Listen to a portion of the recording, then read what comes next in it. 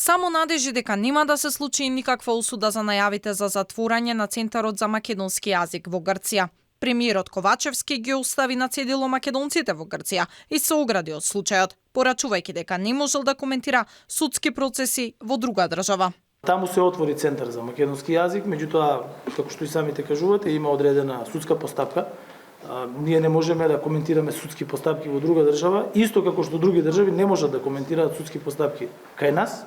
Министерката за култура пак, која пред 3 дена се сретна со Министерката за култура на Грција Елени Доундолуаки, не кажа за што конкретно разговарале на оваа тема, само изрази надеж дека немало да се затвори Центарот.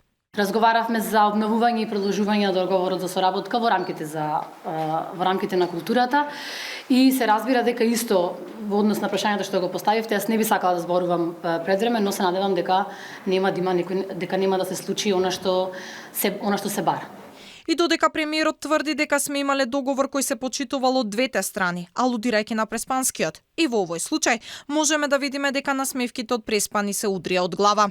Додека власта со голема помпа го промовираше Центарот во Лерин, промовирајќи го како плодот на потписот во Преспа, сега молчи кога се соочува со можноста токму договорот од нивици да пресуди Центарот да добие клуч на врата. Имено, како аргумент пред судот, обвинителката од Лерин се повикува на одредбата на договорот дека македонскиот јазик постои само во рамките на Македонија и дека во Грција нема македонско малцинство.